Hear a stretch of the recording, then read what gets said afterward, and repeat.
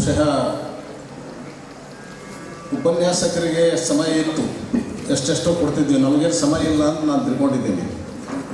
ಸುಮಾರು 1 ಗಂಟೆ ನಾನು ಮಾತಾಡಬಹುದು ಅಂತ ಅಲ್ವಾ. ಆದರೆ ಗೋಷ್ಠಿ ವಿಷಯ ಬಹಳ ಮುಖ್ಯವಾಗಿರುವಂಥದ್ದು ಏನು ಅಂತಂದರೆ, ಬಸವಲಿಂಗಪಟ್ಟದೇವರ ಜೀವನ ಮತ್ತು ಸಾಧನೆ ಅನ್ನುವಂಥದ್ದು. ಯಾಕಂದರೆ ಅವರು ನಡೆದು ಬಂದಿರತಕ್ಕಂಥ ದಾರಿಯನ್ನೇ ಕುರಿತು ಈಗಾಗಲೇ ಬೆಳಗಿನ ಸಮಯದೊಳಗೆ ಈಗ ನಮ್ಮ ಇಬ್ಬರು ವಿದ್ವಾಂಸರು ಭಾಳ ಚೆನ್ನಾಗಿ ಮಾತಾಡಿದ್ದಾರೆ. ಆರ್ ಕೆ ಹುಡುಗಿಯವರು ಮತ್ತು ಸಿದ್ದಪ್ಪ ಹುಡುಗಿಯವರು ಭಾಳ ಪ್ರಗತಿಪರ ಚಿಂತಕರು. ಅವರು ಯಾವುದನ್ನು ಮುಲಾಜಿಟ್ಟುಕೊಳ್ಳಾರದೆ ಅತ್ಯಂತ ಧೈರ್ಯದಿಂದ ಮಾತನಾಡ್ತಕ್ಕಂತಹ ವ್ಯಕ್ತಿಗಳು. ಈಗಾಗಲೇ ನೀವು ಅವ್ರ ಭಾಷಣ ಕೇಳಿದ್ದೀರಿ, ಅದ್ರ ಬಗ್ಗೆ ನಾನೇನು ಹೆಚ್ಚಿಗೆ ಮಾತಾಡೋದಿಲ್ಲ. ಆದರೆ ಈಗ ನೇರವಾಗಿ ನಾನು ಅವರು ಹೇಳಿದಂಥ ವಿಷಯಗಳನ್ನು ಕೆಲವು ಬಿಟ್ಟು ಮಾತಾಡೋದೇನು ಅಂತಂದರೆ, ಪರಮಪೂಜ್ಯ ಬಸವಲಿಂಗಪಟ್ಟದೇವರು ಯಾರಿಗೆ ತಾನೇ ಗೊತ್ತಿಲ್ಲ ಅನ್ನುವಂಥದ್ದು ಒಂದು. ಯಾಕೆ ಅಂತಂದರೆ, ಅವರು ನಡೆದಾಡುವಂಥ ಒಂದು ಶರಣ ತತ್ವದ ಕುಸುಮ ಇದ್ದಂಗಿದ್ದಾರೆ, ಶರಣ ತತ್ವದ ಪುಷ್ಪ ಇದ್ದಂಗಿದ್ದಾರೆ. ಮನಸ್ಸು ಮಲ್ಲಿಗೆಯಂಗ, ಮಾತು ಪರಿಮಳ ತುಂಬಿದಂಥ ಪಾರಿಜಾತದಂಗ. ಅವರು ಸುಮ್ಮನೆ ಆ ಕಡೆ ಈ ಕಡೆ ಅಡ್ಡಾಡಿದರೆ ಸಾಕು, ಅವ್ರ ಸುತ್ತಮುತ್ತ ಇದ್ದವರಿಗೆ ಬಸವ ತತ್ವದ ಗಾಳಿ ತನ್ನಿಂದಾನೇ ಹತ್ತಿಕೊಳ್ತದೆ. ಅಂಥ ಪ್ರಭಾವಶಾಲಿಯಾದಂಥ ವ್ಯಕ್ತಿತ್ವ ಅವರು. ಅದರಲ್ಲಿ ವಿಶೇಷವಾಗಿ ಬಸವಲಿಂಗಪಟ್ಟದೇವರ ಅಂತಃಕರಣದ ನುಡಿ ಸುವಾಸನೆಯನ್ನು ಯಾರಾದರೂ ಸಮೀಪ ಬಂದವರೆಲ್ಲ ಹೃದಯದಿಂದ ಅನುಭವಿಸಬೇಕು. ಅಂಥ ಸಾಧಕ ವ್ಯಕ್ತಿತ್ವ ಅವ್ರದ್ದು ಅನ್ನೋದನ್ನು ನಾವು ನೀವು ಕಂಡುಕೊಂಡಿರುವಂಥದ್ದು. ಅವ್ರು ನೋಡಿದ ಕೂಡಲೇ ಈ ಸಾಧನೆ ಬಗ್ಗೆ ಮಾತಾಡುವಾಗ ನನಗನ್ನಿಸ್ತದೆ, ಸಾಧನೆ ಅಂದರೆ ಏನು ಅನ್ನುವಂಥ ಒಂದು ಪ್ರಶ್ನೆ. ಒಬ್ಬ ವ್ಯಕ್ತಿಗೆ ಅಂತರ್ಮುಖ ಮತ್ತು ಬಹಿರ್ಮುಖ ಅಂತ 2 ವ್ಯಕ್ತಿತ್ವ ಇರ್ತದೆ. ಯಾವುದಕ್ಕೆ ನಾವು ಸಾಧನೆ ಅನ್ನಬೇಕು ಅಂತಕ್ಕಂಥದ್ದನ್ನು ಗಮನಿಸಿಕೊಂಡ್ರೆ ಅವ್ರು ನೋಡಿದ್ಕೊಳ್ಳೆ ಗೊತ್ತಾಗುತ್ತೆ. ಮಾಗಿದುದು ಬಾಗುತ್ತದೆಯೇ ಹೊರತು ಬೀಗುವುದಿಲ್ಲ ಅನ್ನುವಂಥದ್ದು ಒಂದು ಗಾದೆ ಮಾತದೆ. ಬಹುಶಃ ಈ ಮಾತಿಗೆ ವ್ಯಾಖ್ಯಾನ ಬರೆದಂತೆ ಇದ್ದವರು ಯಾರು ಅಂದರೆ ಬಸವಲಿಂಗಪಟ್ಟದೇವರು. ಅವರು ಎಂದೂ ತಲೆ ಎತ್ತಿ ನಿಂತದ್ದು, ಯಾರ ಜೊತೆಗಾದರೂ ದುರಸಾಗಿ ಮಾತಾಡಿದ್ದು ನಾವು ನೋಡೇ ಇಲ್ಲ. ಅಷ್ಟೊಂದು ಅವರು ತುಂಬಿಕೊಂಡಿರ್ತಕ್ಕಂಥದ್ದು. ಅವ್ರ ಭಾವನೆ ಹೆಂಗದ ಅಂತಂದ್ರೆ, ಶರಣಂಗೆ ತೊತ್ತಪ್ಪೆ ಗುರುವಿಂಗೆ ಭೃತ್ಯನಾಗಿ ಸದ್ಭಕ್ತರ ಮನೆಯ ಕಾಯ್ದಿಪ್ಪೆ ಅಂತಕ್ಕಂಥ ಶರಣರ ವ್ಯಾಖ್ಯಾನದಂತೆ ಅವರು ಸದಾಚಾರ, ಸದ್ಗುಣ, ಸದುಪದೇಶಗಳ ಪಥ ಹಿಡಿದು ಅವರು ಪರಿಪೂರ್ಣತೆಯ ಕಡೆಗೆ ಸಾಗಿರುವಂಥ ವ್ಯಕ್ತಿತ್ವ ಹೊಂದಿದವರು ಅನ್ನುವಂಥದ್ದು. ಬಹುಶಃ ಇದು ಅವರು ಬಹಳ ದೊಡ್ಡದಾದಂಥ ಒಂದು ಉದ್ದೇಶ ಇದೆ. ಏನು ಅಂತಂದರೆ, ಸರ್ವ ಸಮಾನತೆಯ ನಾಡು ಕಟ್ಟುವಂಥ ಒಂದು ಗುರುಪತ್ರದೊಳಗೆ ಬಂದವರು ಅವರು ಅನ್ನುವಂಥದ್ದು. ಇದು ಸಾಮಾನ್ಯವಾದಂಥ ಮಾತಲ್ಲ. ಯಾಕಂದರೆ 900 ವರ್ಷಗಳ ನಂತರ ನಾವು ಇನ್ನೂ ಹೊಡೆದಾಡ್ತಾ ಇದ್ದೇವೆ. ಇದನ್ನು ಸಾಧಿಸಲಿಕ್ಕೆ ಯಾರಿಂದಲೂ ಸಾಧ್ಯ ಆಗಿಲ್ಲ. ಆದರೆ ನನಗನ್ನಿಸ್ತದೆ, ಈ ಗಡಿನಾಡಿನೊಳಗೆ ಬಹುಶಃ ಈ ಸರ್ವ ಸಮಾನತೆಯನ್ನು ಸಾಧಿಸಲಿಕ್ಕೆ ಭಾಳ ದಿಟ್ಟವಾದಂಥ ಹೆಜ್ಜೆ ಇಟ್ಟಂಥ ಯಾವುದಾದ್ರೂ ಮಠ ಇದ್ದರೆ ಅದು ಬಾಲಕಿ ಮಠ ಮಾತ್ರ ಅನ್ನುವಂಥದ್ದು. ಅದರಲ್ಲಿಯೂ ಅವರ ಗುರುಪಥ ಏನಿದೆಯಲ್ಲ, ಚನ್ನಬಸವಪಟ್ಟದೇವರ ದಾರಿ ಏನಿದೆಯಲ್ಲ, ಆ ದಾರಿಯನ್ನು ಬಹುಶಃ ಆವಾಗಲೂ ಕೂಡ ಅದು ಕಾಲದಾರಿಯಾಗಿತ್ತು ಅಂತ ನನಗನ್ನಿಸ್ತದೆ. ಚನ್ನಬಸವಪಟ್ಟದೇವರು ಇದ್ದಾಗಲೂ ಕೂಡ ಹೆದ್ದಾರಿ ಆಗಿರಲಿಲ್ಲ, ಅದು ಕಾಲದಾರಿಯಾಗಿತ್ತು. ಬಹುಶಃ ಆ ಕಾಲದಾರಿಯನ್ನು ಹಿಗ್ಗಿಸಿ ಹೆದ್ದಾರಿ ಮಾಡಿದಂಥ ಶ್ರೇಯಸ್ಸು ಯಾರಿಗೆ ಹೋಗ್ತದೆ ಅಂದರೆ ಇವರಿಗೆ ಹೋಗ್ತದೆ, ಬಸವಲಿಂಗಪಟ್ಟದೇವರಿಗೆ. ಈಗಾಗಲೇ ನಾವು ನೋಡಿದಂಗೆ ಬಸವಲಿಂಗಪಟ್ಟದೇವರ ಜೀವನ ಹೆಜ್ಜೆ, ನಡೆದು ಬಂದಂಥ ದಾರಿಯ ಹೆಜ್ಜೆ ಗುರುತುಗಳು ಇವತ್ತು ನಮಗೆ ಬರೀ ಕಣ್ಣಿಗೆ ಕಾಣುವಷ್ಟು ಸ್ಪಷ್ಟವಾಗಿವೆ. ಇದಕ್ಕೆ ಕಾರಣ ಏನು ಅಂತಂತಂದರೆ ಅವ್ರ ವ್ಯಕ್ತಿತ್ವ. ನಡೆ ನಿರಂಜನವಾಗಿರುವಂಥದ್ದು, ಅವರ ನುಡಿ ನಿರ್ಮಲವಾಗಿರುವಂಥದ್ದು, ಎಡವಿಲ್ಲದಂಥ ಕಾರ್ಯ ಅದು ಲಿಂಗ ಕಾರ್ಯನೇ ಆಗಿರುವಂಥದ್ದು. ಜಡದಲ್ಲಿಯೂ ಕೂಡ ಜಂಗಮತ್ವ ಕಾಣಿಸುವಂಥ ದೊಡ್ಡ ಗುಣ ಯಾರಿಗಾದ್ರೂ ಅದು ಬಸವಲಿಂಗಪಟ್ಟದೇವರಿಗಿದೆ. ಅತ್ಯಂತ ಜಡತೆಯಲ್ಲಿಯೂ ಕೂಡ ಜಂಗಮತ್ವವನ್ನು ಕಾಣ್ತಕ್ಕಂಥ ದೃಷ್ಟಿ ಅದು. ಆಮೇಲೆ ನನಗನ್ನಿಸ್ತದೆ, ಕುಡಿ ಬರದ ಚೆನ್ನನ ನಂದಾದೀಪ ಚನ್ನಬಸವಪಟ್ಟದೇವರ ಶಿಷ್ಯ ಬಸವಲಿಂಗಪಟ್ಟದೇವರು ಅನ್ನುವಂಥ ಮಾತು ಭಾಳ ಸತ್ಯ.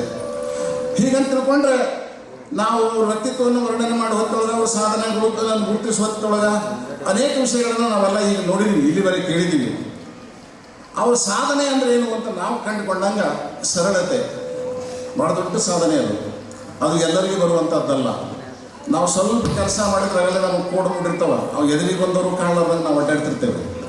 ಆ ಸರಳತೆ ಏನಿದೆಯಲ್ಲ, ಆ ಸರಳತೆ, ಸೌಜನ್ಯತೆ, ಸಾತ್ವಿಕವಾದಂಥ ಬದುಕು ಏನಿದೆಯಲ್ಲ, ಇದಕ್ಕೆ ಬಹುಶಃ ವ್ಯಾಖ್ಯಾನ ಬರೆದಾಗಿದ್ದವರು ಬಸವಲಿಂಗ ಪಟ್ಟದೇವರು ಅನ್ನೋದನ್ನು ನಾವು ನೋಡಬೇಕು.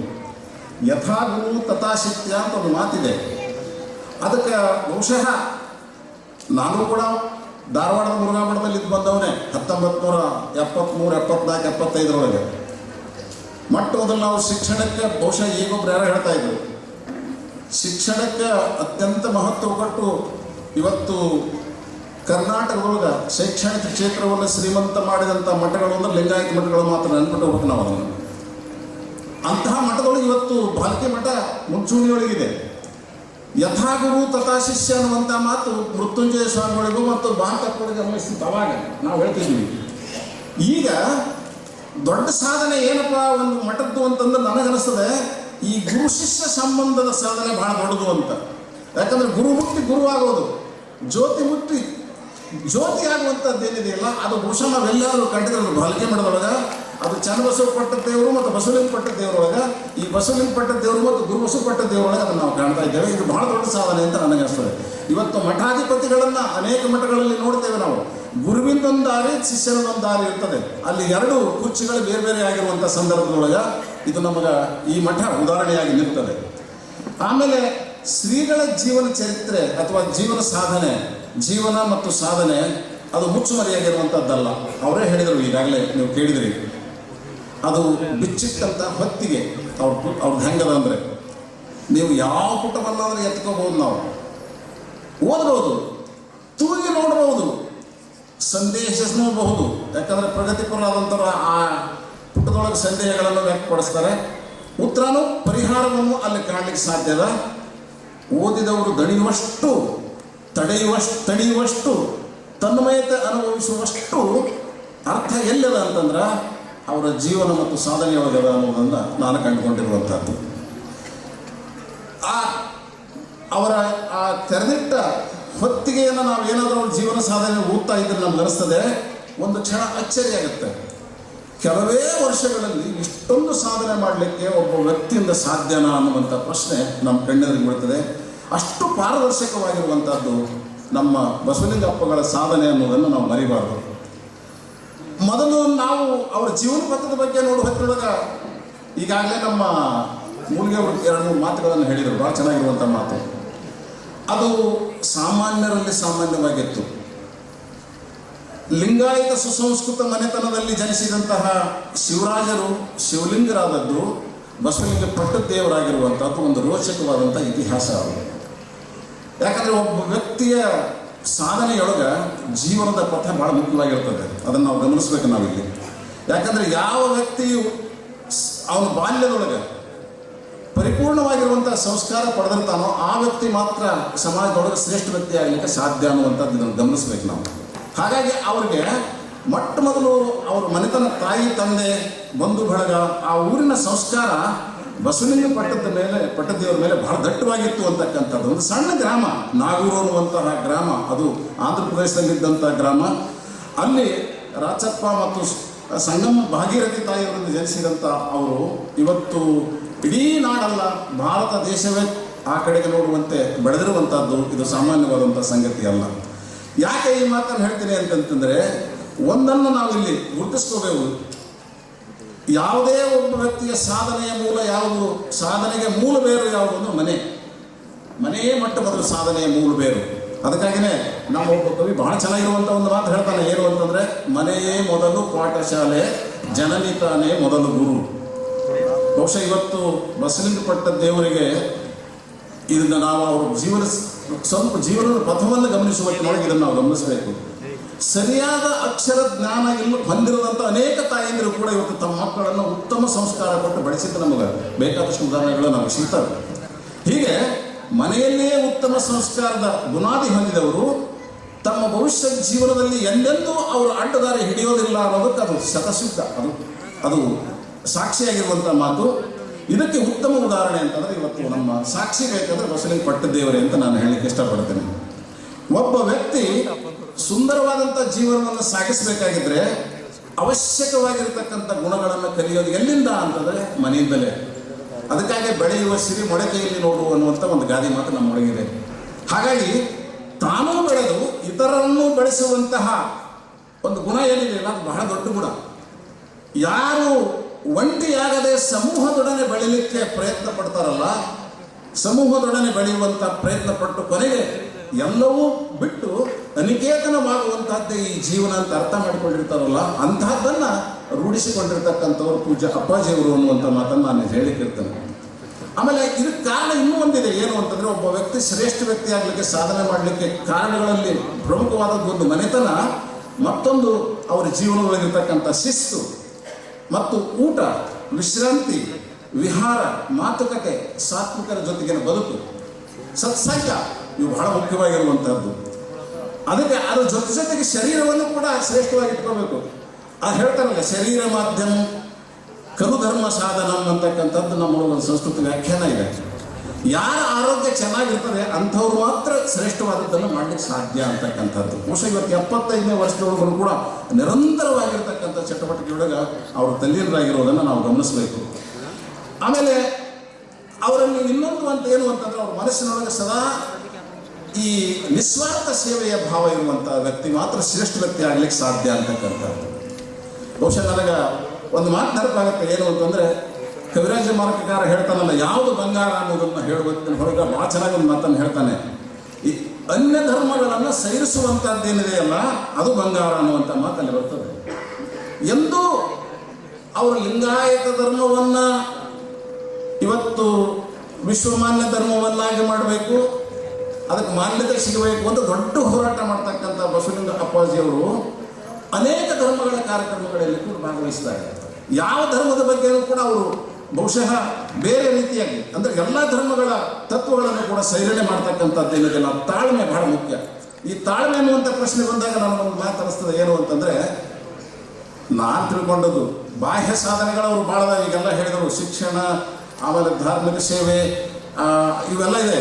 ಆದರೆ ಆಂತರಿಕವಾದಂಥ ಅವ್ರ ಸಾಧನೆ ಇನ್ನೊಂದು ದೊಡ್ಡದೇನು ಅಂತಂದರೆ ತಾಳ್ಮೆಯ ಗುಣ ಅನ್ನುವಂಥದ್ದು. ಆ ತಾಳ್ಮೆ ಅದು ತನ್ನ ಹಿಡಿತದೊಳಗಿದ್ರೆ ಮಾತ್ರ ನಾವು ಏನಾದರೂ ಮಾಡಲಿಕ್ಕೆ ಸಾಧ್ಯ ಅನ್ನೋದನ್ನು ಈ ನಮ್ಮ ಬದುಕಿಗೆ ತೋರಿಸಿಕೊಟ್ಟಂಥವ್ರು ಅವರು ಅಂತ ನನಗನ್ನಿಸ್ತದೆ. ಆ ತಾಳ್ಮೆ ಅನ್ನೋದು ಎಷ್ಟು ಚೆನ್ನಾಗಿತ್ತು ಅಂತ ಐತೆ ಅವರಲ್ಲಿ ಅಂತಂದರೆ, ಆ ಒಂದು ಸಂದರ್ಭ ನೆನಪಿಸ್ತೇನೆ ನಾನು. ಸುಮಾರು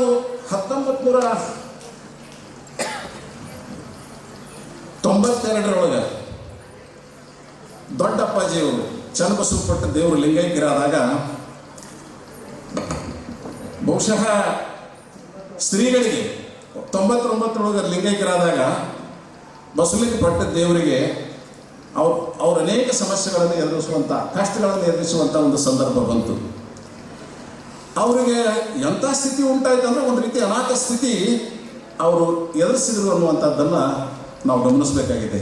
ಯಾಕೆ, ಏನು ಕಾರಣ ಅಂತಂದರೆ, ಒಂದು ಮಠ ಮತ್ತು ಸಂಸ್ಥೆಯ ಸಂಚಾಲಕ ಮಂಡಳಿಗಳ ನಡುವೆ ಕಂದಕ ಹೆಚ್ಚಾಗಲಿಕ್ಕೆ ಪ್ರಾರಂಭ ಆಯಿತು. ಆ ಸಂದರ್ಭ 1993. ಆಮೇಲೆ ಶ್ರೀ ಚನ್ನಬಸವ ಪಟ್ಟ ದೇವರ ಸಮಾಧಿ ಸ್ಥಳದ ಸಂದರ್ಭದೊಳಗೆ ಅಂತರ್ಗತವಾಗಿರತಕ್ಕಂಥ ಈ ಒಂದು ಭಿನ್ನ ಅದು ಸ್ವಲ್ಪ ಜಾಸ್ತಿ ಮಟ್ಟಿಗೆ ಬೆಳೀತು. ಒಳಗೊಳಗನೆ ಅದು ಕಿಡಿ ಹತ್ಕೊಂಡು ಸ್ವಲ್ಪ ಬೆಂಕಿ ಕಾರಲಿಕ್ಕೆ ಪ್ರಾರಂಭ ಆಯಿತು. ಆಮೇಲೆ ಬಸವ ಕಲ್ಯಾಣದ ಅನುಭವ ಮಂಟಪದ ಅಧ್ಯಕ್ಷರಾಗಿರ್ತಕ್ಕಂಥ ಟ್ರಸ್ಟ್ ಅಧ್ಯಕ್ಷರಾಗಿದ್ದಾಗಲೂ ಕೂಡ ಬಸವಲಿಂಗ ಪಟ್ಟ ದೇವರನ್ನು ವಿನಾಕಾರಣದಿಂದ ಆ ಹುದ್ದೆಯಿಂದ ಅವರು ತೆಗೆದು ಹಾಕಿದರು. ಎಲ್ಲವೂ ಅವರು ಹಂಗಾಗಿ ಒಂದು ಕಡೆಗೆ ತಮ್ಮ ಸರ್ವಸ್ವ ಅನಿಸಿಕೊಂಡಂತಹ ಗುರುಗಳು ಅಗಲಿಕೆ ಒಂದು ಕಡೆಗೆ, ಆಮೇಲೆ ಸಮಾಜದಿಂದ ಬಂದಂಥ ಅನೇಕ ಕಷ್ಟಗಳು ಇನ್ನೊಂದು ಕಡೆಗೆ. ಹೀಗಾಗಿ ಒಂದು ರೀತಿ ಅವರು ಎಂತಹ ಸಂದರ್ಭದೊಳಗೆ ಒದ್ದಾಡಲಿಕ್ಕೆ ಕಟ್ಟಿದ್ರು ಅಂತಂದರೆ, ಒಂದರಿಂದ ಇಂಥ ಘಟನೆಗಳು ಮ್ಯಾಲಿಂದ ಅವ್ರಿಗೆ ಬಂದು, ಬಹುಶಃ ಆ ಸಂದರ್ಭದೊಳಗೆ ಬೇರೆ ಯಾರಾದರೂ ಆಗಿದ್ರೆ ಬಾಲ್ಕಿ ಮಠ ಬಿಟ್ಟು ಹೋಗ್ತಿದ್ರು ಅಂತ ನನಗನ್ನಿಸ್ತದೆ. ಅದನ್ನು ತಾಳಿಕೊಂಡು ಇವತ್ತು ಇಷ್ಟೊಂದು ಬೆಳೆದು ನಿಲ್ಲಲಿಕ್ಕೆ ಕಾರಣ ಏನು ಅಂತಂತಂದರೆ, ಅವರು ಆ ಸಂದರ್ಭದೊಳಗೆ ಅತ್ಯಂತ ಸಂಯಮ, ಮತ್ತು ಶಾಂತತೆಯನ್ನು ಕಾಯ್ದುಕೊಂಡು ಬಂದಿದ್ದು. ಈ ತಾಳ್ಮೆಯನ್ನು ಹೆಂಗೆ ಪಡೆದರು ಅನ್ನುವುದಕ್ಕೆ ಅನಿಸ್ತದೆ. ಆವಾಗ ಅವರು ಸುಮಾರು 69 ದಿನಗಳ ಕಾಲ ಒಂದು ರೂಮ್ನೊಳಗೆ ಹೋಗಿ ಅನುಷ್ಠಾನ ಮಾಡಿದರು. ಎಂಥ ಅನುಷ್ಠಾನ ಅಂತಂದರೆ, ಕೇವಲ ಬಸವಾದಿ ಶರಣರ ವಚನಗಳನ್ನು ಮಾತ್ರ ಪಠಣ ಮಾಡುವಂಥದ್ದು, ಸಮಚಿತ್ತತೆಯನ್ನು ಪಡೀಲಿಕ್ಕೆ ಪ್ರಯತ್ನ ಪಟ್ಟಿರುವಂಥದ್ದು. ಆ ಸಮಚಿತ್ತತೆ ಶರಣರ ವಚನಗಳಿಂದ, ಪಠಣದಿಂದ ನನಗೆ ಬಂತು, ನಾನು ಅದೊಂದು ದೊಡ್ಡ ಸಾಧನೆ ಅನ್ನುವಂಥದ್ದನ್ನು ಅವರೇ ಭಾಳ ಕಡೆಗೆ ಹೇಳಿಕೊಡ್ತಾರೆ. ಯಾಕಂದರೆ ಒಬ್ಬ ವ್ಯಕ್ತಿ ತಾವು ತೊಂದರೆಗಳನ್ನು ಎದುರಿಸುವಾಗ ಏನು ಮಾಡಬೇಕು ಅಂತಕ್ಕಂಥ ಒಂದು ಪಾಠ ಕಲಿಸಿದವರು ಬಸವಲಿಂಗ ಪಟ್ಟದೇವರು ಅನ್ನೋದನ್ನು ನಾವು ಇಲ್ಲಿ ಗಮನಿಸಬೇಕು. ಬಹುಶಃ 69 ದಿನಗಳ ನಂತರ ಶರಣಶಕ್ತಿಯನ್ನು ಪಡೆದು ಅವರು ಹೊರಗೆ ಬಂದರು. ಅದೊಂದು ಮೌನ ಕ್ರಾಂತಿಯಾಗಿತ್ತು. ಆ ಮೌನ ಕ್ರಾಂತಿಯೇ ಆ ಬಸವಲಿಂಗ ಪಟ್ಟದೇವರು ಇವತ್ತು ನಮ್ಮೆಲ್ಲರಿಗೆ ಕೊಟ್ಟಿರತಕ್ಕಂಥ ಒಂದು ದೊಡ್ಡ ಕೊಡುಗೆ ಅನ್ನುವಂಥದ್ದನ್ನು ನಾನು ಹೇಳಲಿಕ್ಕೆ ಇಷ್ಟಪಡ್ತೇನೆ. ಯಾಕಂದರೆ ಇದು ಅವರು ಕಂಡುಕೊಂಡಿರ್ತಕ್ಕಂತಹ ಸತ್ಯದ ಒಂದು ದೊಡ್ಡ ಪಥ, ಇದು ಸತ್ಯದ ಒಂದು ದೊಡ್ಡ ದಾರಿ. ಆಮೇಲೆ 1992 ಹಿರೇಮಠ ವಿದ್ಯಾ ಟ್ರಸ್ಟ್ ಅನ್ನುವಂಥ ಹೆಸರಿನೊಳಗೆ ಸಂಸ್ಥೆ ಕಟ್ಟಿ ಆ ಮೂಲಕ ಅನೇಕ ಶಾಲೆಗಳನ್ನು ಪ್ರಾರಂಭ ಮಾಡಿದರು. ಅದರ ಜೊತೆಗೆ ಅವರ ಶಿವಲಿಂಗ ದೇವರಾಗಿರುವಂಥ ಜೀವನ ಕೂಡ ಬಹಳ ಅರ್ಥಪೂರ್ಣವಾಗಿರುವಂಥದ್ದು. ಯಾಕಂದರೆ ಗುರುವಿನಿಂದ ಗುರುಮುಟ್ಟಿ ಗುರುವಾಗುವಂಥದ್ದೇನಿದೆ ಅಲ್ಲ, ಆ ಸಾಧನೆ ಈ ಬಾಹ್ಯ ಸಾಧನೆಗಳಿಗಿಂತ ನನಗೆ ಬಹಳ ಮಹತ್ವದ ಅನಿಸ್ತು. ಅವ್ರು ಹೆಂಗಿದ್ರು ಅಂತಂದ್ರೆ, ಅಪ್ಪವರು 1972 ಸುಮಾರು 1985 ಸಮಯ ಅಂತ ಕಾಣಿಸ್ತದೆ. ಆ ವೇಳೆಯೊಳಗೆ ಗುರುಗಳ ಜೊತೆಗೆ ಊರೂರು ಸುತ್ತಿದ್ರು. ಮಠದೊಳಗೆ ಆರ್ಥಿಕ ಪರಿಸ್ಥಿತಿ ಚೆನ್ನಾಗಿರಲಿಲ್ಲ. ಆದರೂ ಅಪ್ಪಾಜಿಯವರು ಬೇರೆ ಬೇರೆ ಊರಿಗೆಲ್ಲ ಚನ್ನಬಸವ ಪಟ್ಟದೇವರು ಹೋಗೋದ್ರೊಳಗೆ ಅವ್ರ ಜೊತೆಗೆ ಹೋಗ್ತಿದ್ರು. ಗುರುವಿನ ಎಲ್ಲ ಕಾರ್ಯಗಳನ್ನು ಅತ್ಯಂತ ನಿಷ್ಠೆಯಿಂದ ಗಮನಿಸ್ತಾ ಇದ್ದರು. ಎಲ್ಲಿ ಹೋದರು ಗುರು ಅಲ್ಲೆಲ್ಲ ಶಿವಲಿಂಗರು. ಕೊರಳ ಲಿಂಗದ ಹಂಗ ನಡೆದಾರ ಜೊತೆ ನೆರಳು ನಡೆದಂಗ ಕಾಲಲ್ಲಿ ಅಂತ ನಾನು ಬರೆದಿರುವಂಥ ಒಂದು ತ್ರಿಪದಿ ಅದು. ಅಂದರೆ ಕೊರಳಲ್ಲಿ ಲಿಂಗದ ಹಂಗ ಅವರು ಹೋಗ್ತಾ ಅವನ್ನೆಲ್ಲ ಕಲಿಸ್ಕೊಂಡ್ರು ಅಂತಕ್ಕಂಥದ್ದನ್ನು ನಾವಿಲ್ಲಿ ಗಮನಿಸಬೇಕು. ಆಮೇಲೆ ಇನ್ನೂ ಒಂದೇನು ಅಂತಂದರೆ, ಬಸವ ತತ್ವದ ಧೀಮಂತ ಶಕ್ತಿಯಾಗಿರ್ತಕ್ಕಂತಹ ಈ ಸದುವಿನಯದ ಮೂರ್ತಿಗಳಾಗಿರುವಂಥ ಅಪ್ಪಾಜಿಯವರು ಇವತ್ತು ಧರ್ಮ, ಸಮಾಜ, ಶೈಕ್ಷಣಿಕ, ಸಾಂಸ್ಕೃತಿಕ, ರಾಷ್ಟ್ರಾಭಿಮಾನದ ಸೇವೆ ಇವೆಲ್ಲವುಗಳಿಗೆ ದೊಡ್ಡ ಕಾಣಿಕೆಯನ್ನು ಕೊಟ್ಟಿದ್ದಾರೆ, ಇಲ್ಲ ಅಂತಲ್ಲ. ಆದರೆ ಇದ್ರ ಜೊತೆಗೆ ಅವರ ಗಮನಾರ್ಹವಾದಂಥ ಸಾಧನೆ ಏನು ಅಂತಂದರೆ, ನಾನು ಕಂಡುಕೊಂಡದ್ದು ಮನುಷ್ಯನಿಗೆ ಕೊಡುವಂಥ ಅತಿ ದೊಡ್ಡ ಉಡುಗೊರೆ ಅಂತಂದರೆ ಅದು ಪ್ರೀತಿ ಮತ್ತು ವಿಶ್ವಾಸ ಅನ್ನುವಂಥದ್ದು. ಬಹಳ ದೊಡ್ಡ ಸಾಧನೆ ಇದು. ಸಣ್ಣ ಮಗುವೇ ಅವ್ರ ಮುಂದೆ ಬರಲಿ, ಒಬ್ಬ ದೊಡ್ಡ ಅಧಿಕಾರಿನೇ ಅವ್ರ ಮುಂದೆ ಬಂದು ನಿಂದಿರಲಿ, ಇಬ್ಬರಲ್ಲಿಯೂ ಭೇದ ಎಣಿಸದಂಥ ಒಂದು ವ್ಯಕ್ತಿತ್ವ ಸಾಧನೆ ಎಲ್ಲಾದರೂ ಇದ್ರೆ ಅಪ್ಪಾಜಿಯವರು ಮಾತ್ರ ಹೇಳ್ತಾರೆ.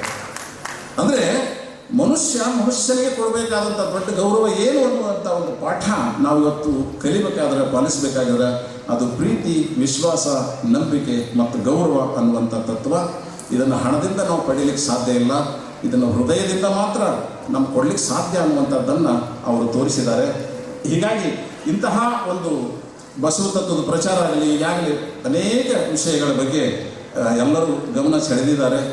ಅವರು ಅನೇಕ ಕಷ್ಟಗಳನ್ನು ಎದುರಿಸಿ ಇವತ್ತು ತಂದೆ ತಾಯಿಗಳ ವಿರೋಧ ಹೊತ್ತುಕೊಂಡು ಮಠದ ಸ್ವಾಮೀಜಿಯಾಗಿದ್ದಾರೆ. ಇದು ಬಹುಶಃ ನಿಮ್ಮೆಲ್ಲರ ಒಂದು ಪುಣ್ಯ ಅನ್ನುವಂಥ ಮಾತನ್ನು ನಾನು ಹೇಳಲಿಕ್ಕೆ ಇಷ್ಟಪಡ್ತೇನೆ. ಯಾಕಂದರೆ ಒಂದು ವೇಳೆ ಆ ವೇಳೆಯೊಳಗೆ ತಮ್ಮ ಮನೆತನದವರ ವಿರೋಧದಿಂದ ಅವರೇನಾದರೂ ಬಾಲ್ಕಿ ಮಠಕ್ಕೆ ಬರಲಾರ್ದೇ ಅವರು ಶಿಕ್ಷಕರಾಗಿದ್ದರು ಅಂತಂತಂದ್ರೆ ಇಷ್ಟೊಂದು ದೊಡ್ಡ ಸಾಮ್ರಾಜ್ಯ ಮುಳುಗಿ ಹೋಗ್ತಿತ್ತು. ಅಂತಹ ಅಪ್ಪಾಜಿಯವರ ಒಂದು ಅಮೃತ ಮಹೋತ್ಸವ ನಾವು ನೀವೆಲ್ಲ ಕೂಡಿ ಇವತ್ತು ಆಚರಿಸ್ತಾ ಇದ್ದೇವೆ. ಸಮಯ ಬಹಳ ಕಡಿಮೆ ಇದೆ. ವಿಷಯ ಅವ್ರ ಬಗ್ಗೆ ಹೇಳುವಂಥ ಮಾತುಗಳು ಬಹಳ ಇವೆ. ಯಾಕಂದರೆ ಅವರು ಸಾಮಾನ್ಯರಾದಂಥವರಲ್ಲ. ಅವ್ರನ್ನ ನಾವು ಧಾರ್ಮಿಕ ಚೌಕಟ್ಟಿನಿಂದ ಬಿಡಿಸಿ ನೋಡಲಿಕ್ಕೆ ಆಗೋದೇ ಇಲ್ಲ. ಈಗೆಲ್ಲ ಅನೇಕ ವಿಷಯಗಳನ್ನು ನೋಡಿದ್ರಿ, ಶೈಕ್ಷಣಿಕ ನೋಡ್ರಿ, ಆಮೇಲೆ ಸಾಮಾಜಿಕ ನೋಡ್ರಿ, ಯಾವುದೇ ಕ್ಷೇತ್ರ ನೋಡಿದ್ರು ಕೂಡ ಅಲ್ಲಿ ಇದು ಧರ್ಮದ್ದು, ಇದು ಸಮಾಜದ್ದು ಅಂತ ಅವ್ರು ಮಾಡಿದಂಥ ಕಾರ್ಯಗಳನ್ನು ಪ್ರತ್ಯೇಕವಾಗಿ ನಾವು ಕಾಣಲಿಕ್ಕೆ ಸಾಧ್ಯ ಇಲ್ಲ. ಧರ್ಮದೊಳಗೆ ಶರಣತ್ವ ಹೆಂಗದ, ಸಮಾಜದೊಳಗೂ ಬಸವತ್ವ ಅವರು ಎಲ್ಲ ಕಡೆಗೆ ತುಂಬಿದ್ದಾರೆ.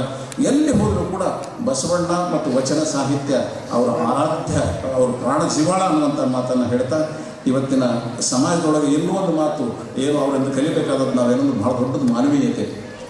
ಈ ಮಾನವೀಯತೆಯನ್ನು ಅನ್ನುವಂಥದ್ದೇನಿದೆಯಲ್ಲ, ಇದು ಅವರ ಮಾನವೀಯತೆಗೆ ಎಲ್ಲರೂ ಮೊದಲು ಒಮ್ಮೆ ಕೈ ಎತ್ತಿ ಕೈ ಮುಗಿಬೇಕು ನಾವು. ಅಂತಹ ಒಂದು ದೊಡ್ಡ ಮಾನವೀಯತೆಯನ್ನು ಅವ್ರು ನಮ್ಗೆ ಕೊಟ್ಟಿದ್ದಾರೆ.